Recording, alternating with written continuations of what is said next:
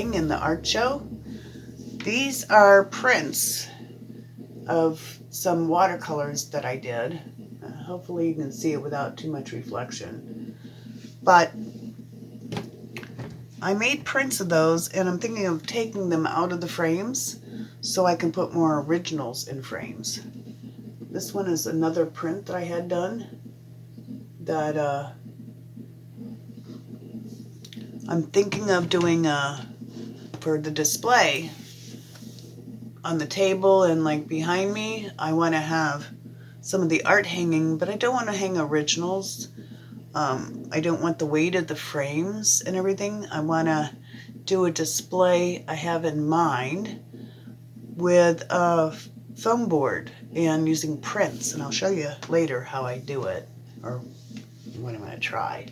Here's another one that I had a print made, and so these will all be good possibilities for other original works, so I can define prints versus originals, because I don't have but a few prints. Most of my things that I'll be taking and selling is going to be originals, because that's what is expected at this particular fair. Those are all watercolors. Now, I've done a couple. This is original. It's a colored pencil that I did here recently. That one will stay framed because it is an original. And here's another colored pencil that I did. That's on black. It's kind of hard to see. I think there's a lot of reflection. Maybe that'll give it to you better. Well, there's the light. But it's a peacock in colored pencil. And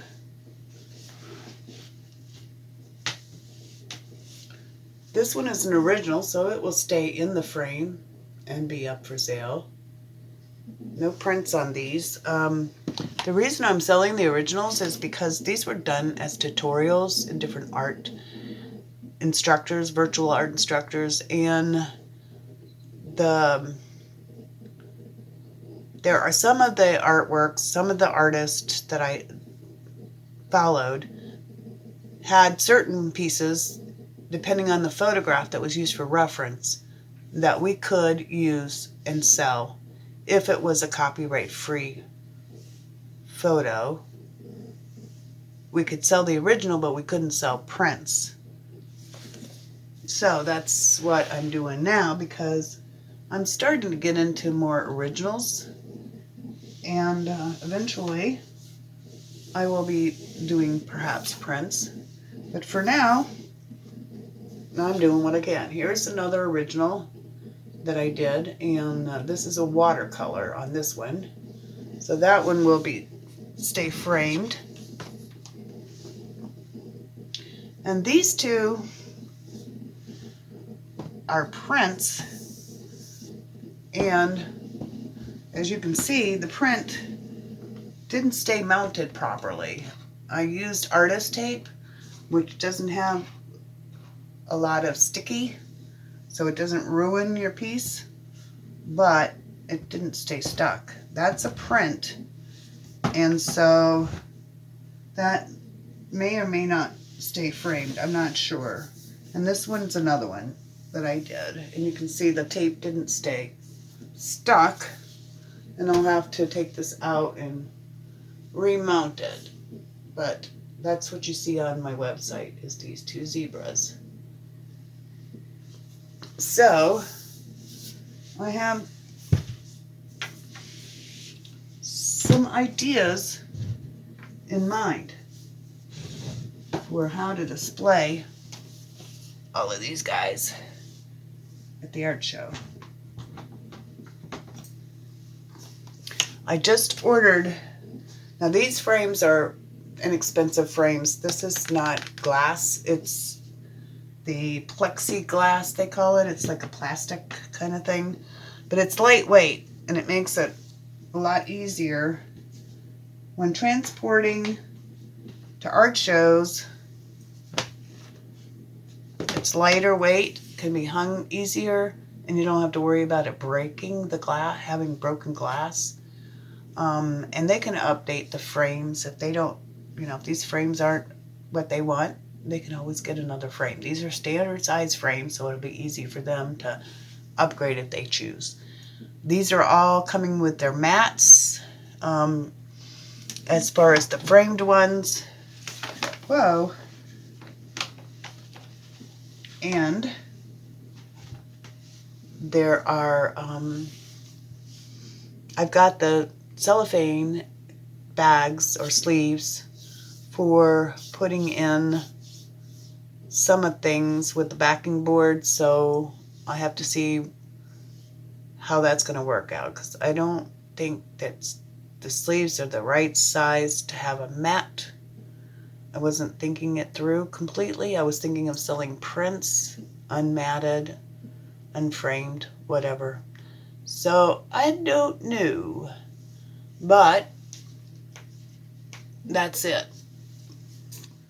Well, we might as well show you some of the colored pencil work I've done. Here's a fox. This was done before I started Bonnie's group. And then I have a fox that I did after I started with Bonnie's group. And you can see a little bit of a difference as far as my technique has improved. Let's see if we can get a good shot. The lighting is so variable. See what I can do in editing the video. Anyways, pastel mat comes with these glassine covers pages. Alrighty, and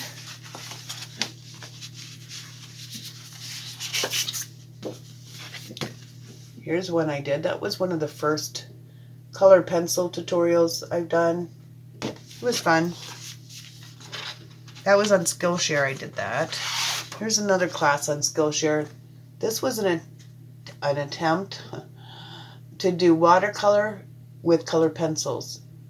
And I used a cold press paper for the watercolor, and I don't know if you can see the texture, but that cold press paper doesn't work as well with the colored pencils. I wasn't too crazy about it. But of course, this is one of the first things I was doing with colored pencils, so I really didn't have a knack for how much pressure to use. That all comes with practice. Here's a virtual instructor tutorial I did with the bee, honeybee. That's was on his website, Virtual Instructor, and his name is Matt. And I did the peacock with him too. So I had a little time to do. You might have seen this one on one of my YouTube videos. If you're not watching my videos, you can find me on Diane Lalomia 7841 is my channel, also known as the Lone Zebra. That was a Skillshare class with Gemma Chambers. Here's another Skillshare class. This was what prompted me to go from the 36 set of polychromos to knowing I needed the 120. Not wanted, I needed it. I really wanted to do the art, colored pencils, in a painting fashion. Not necessarily pairs, but it's all a learning thing. Here's a cat that I did after doing a YouTube tutorial with Bonnie before I joined her Ignite group. That was one of the first color pencils drawings that I did, so you can see a lot of room for improvement. This was one I did before that last cat. This was a YouTube video. And I've done some eyeballs and stuff, but I'll show you this. This was a Skillshare class with Gemma Chambers, and it was about using the solution to blend, and I didn't really think a whole lot about using the solution I was using. It didn't seem to me to have as much of an effect as I had hoped. I didn't actually finish it. I need to do more darker tones in there to really bring out the flower. But I can always go back and work on it. Then I did a couple of things that was, to me, new, that was done on drafting film. And this little puppy dog was one of Bonnie Snowden's Ignite tutorials. And when I was drawing this, I thought, I think I would like to have a puppy like this, because my husband was trying to talk me into getting a puppy. And sure enough, I ended up adopting little Miss Jill. She's sleeping right here at my... Jill wants to say goodbye. Bye, everybody. Thanks for watching.